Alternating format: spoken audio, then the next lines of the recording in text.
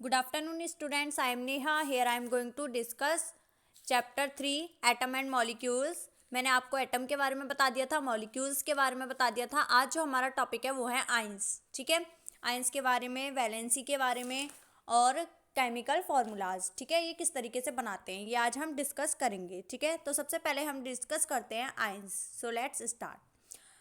Compound composed of metals and non-metal contain charge species. The charge species are known as ions.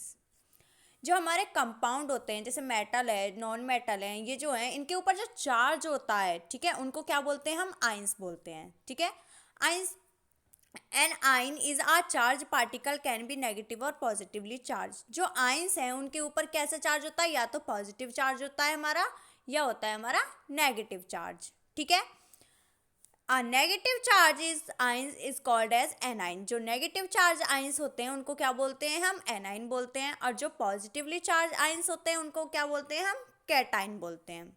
ठीक है students, ions may consist of a single charge atom or a group of atom that have a net charge on them। देखो, मैं आपको एक example के through बताती हूँ। जैसे ये मेरा कोई ए है, ठीक है, ए क्या है? मेरा कोई एलिमेंट है। ठीक है, इसके ऊपर मतलब ये क्या करे, इसकी जो लास्ट ऑर्बिट होती है ना, इसके पास एटम, मतलब ये चाहते हैं, ये जो एलिमेंट्स होते हैं ये कि इनके जो लास्ट ऑर्बिट है उसमें ना एटम क्या हो जाए? कंप्लीट हो जाए। ठीक है, ये अपने लास्ट ऑर्बिट के एटम्स को कंप्लीट कर लें। तो वो कैसे करेंगे? या तो वो लूज करते हैं एटम, जो अपने इलेक्ट्रॉन्स हैं, या फिर वो गेन करते हैं। तब वो किसी दूसरे एटम से गेन करते हैं, मतलब लेते हैं इलेक्ट्रॉन्स, तो उसको क्या बोलते हैं? हम एनाइन बोलते हैं। ठीक है, और जब वो क्या करते हैं, और इसके ऊपर कैसा चार्ज आता है? नेगेटिव चार्ज आता है, क्योंकि जब हम किसी से लेंगे तो क्या आएगा? नेगेटिव चार्ज आएगा। ठीक है, और ये होता है जैसे बी, ये कोई एलिमेंट्स ले लिया मैंने बी, इस इसके पास क्या है? ये मतलब इसके पास कम एलिमेंट्स हैं। ठीक है, और ये देने की कैपेसिटी रखता है, तो ये क्या करेगा? ये दे देगा। ठीक है, तो ये देगा तो इसके ऊपर क्या आएगा? पॉजिटिव चार्ज आएगा। ठीक है, तो पॉजिटिव चार्ज को क्या बोलेंगे? हम कैटाइन बोलेंगे। और नेगेटिव चार्ज को क्या बोलेंगे? हम एनाइन बोलेंगे। ठीक है, अब पॉजिटिव पॉजिटिव चार्ज और नेगेटिव चार्ज। ठीक है, अब मैं एक दूसरा तरीका बताती हूँ आपको याद करने के लिए। ठीक है, देखो, जैसे ये ए है, ठीक है, इसने क्या लिया? किसी से क्या मतलब इसने किसी से क्या ले लिए? कोई इलेक्ट्रॉन ले लिए। इलेक्ट्रॉन को हम क्या मान सकते हैं? पैसे मान सकते हैं। ठीक है, इन्होंने क्या ले लिया? किसी से पैसे ले लिए, तो इन्होंने क्या करा? अपने ऊपर कर्जा बढ़ा लिया। ठीक है, तो ये क्या हो गया? Negative charge. ठीक है, मतलब इनके पास क्या है? नेगेटिव चार्ज है। और ये क्या है? B, positive charge. ये किसी की हेल्प कर रहा है। ठीक है, हेल्प कर रहा है मतलब किसी को दान दे रहा है। इसने क्या कर दिया? दान दे दिया।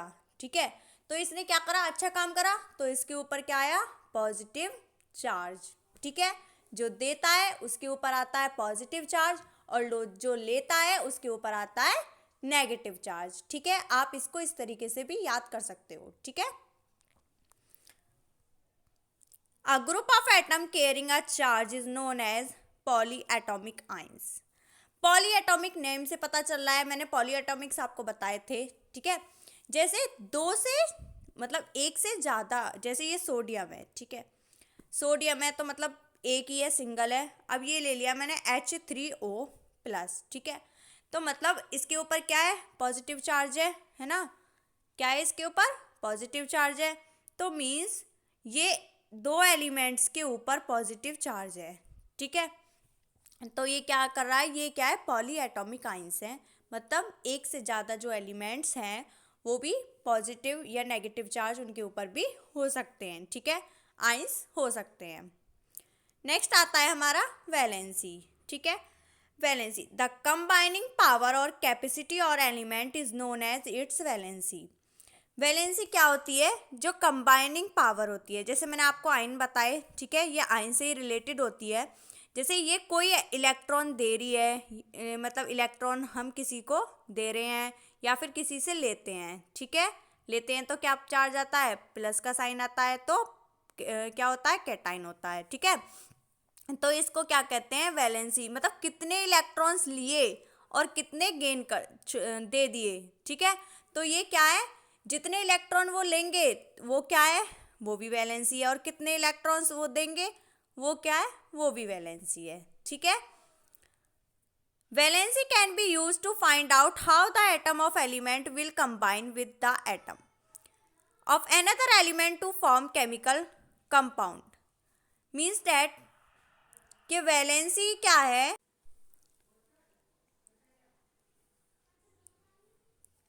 वैलेंसी से हमें ये पता चलता है कि हम जो हमारा एलिमेंट है, ठीक है, वो किस तरीके से कंबाइन हो सकता है दूसरे एलिमेंट में।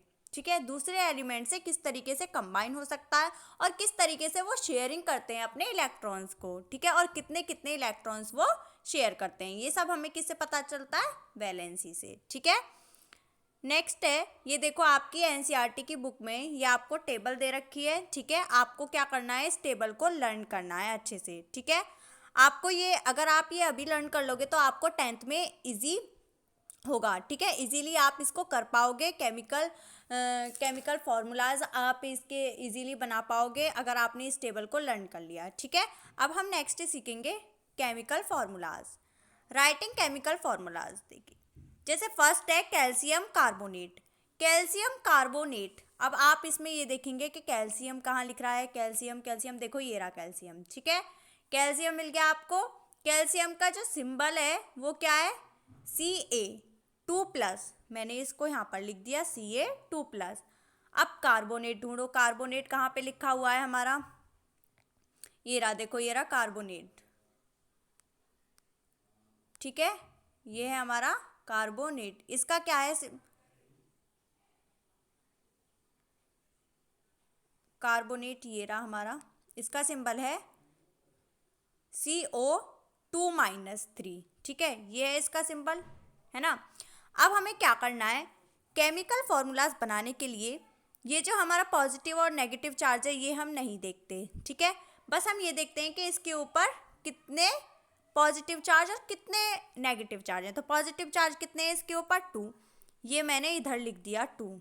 ठीक है, इसके ऊपर कितने चार्ज है, नेगेटिव चार्ज, इसके ऊपर है 2, तो मैंने इसको इधर लिख दिया। ठीक है, तब हम केमिकल फार्मूलाज बनाते हैं तो हम एक्सचेंज कर देते हैं चार्जों को। ठीक है, जैसे Ca, मैंने Ca लिखा, अब इसके नीचे कौन सा लिखा है मैंने, 2, तो मैंने यहाँ पर क्या लिख दिया 2। फिर उसके बाद CO कितना है, 3 है।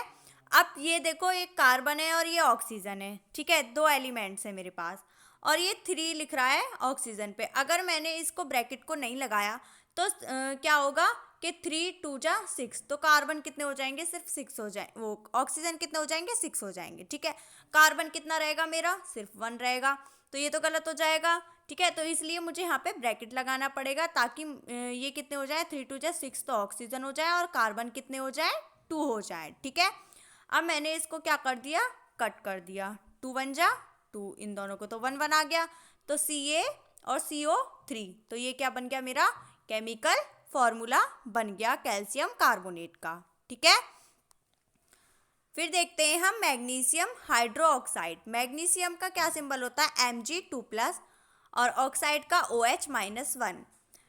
2 को मैंने इधर लिख दिया और 1 को मैंने इधर लिख दिया। Mg लिखा मैंने 1, ठीक है, क्योंकि Mg के नीचे 1 लिखा है, मैंने इधर से ये चार्ज लिया है तो 1। OH कितना लिखा मैंने, 2।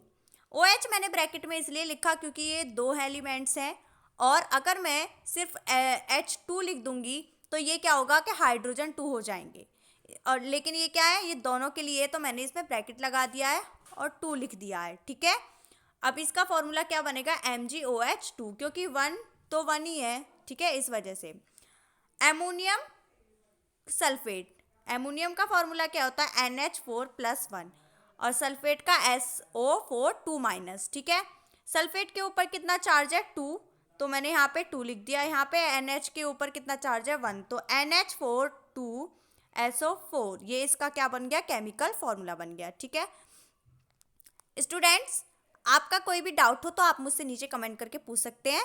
आपको क्या करना है, आपको कैल्शियम हाइड्रोक्साइड का बनाना है और मैग्नीशियम क्लोराइड का बनाना है। ठीक है, केमिकल फॉर्मूलेज बनाने हैं और मुझे नीचे कमेंट बॉक्स में कमेंट कर कर बताना है कि इसका केमिकल फॉर्मूला क्या बनेगा। ठीक है स्टूडेंट्स, अगर आपका कोई डाउट हो तो आप मुझसे नीचे कमेंट करके पूछ सकते हो। Thank you class, have a nice day.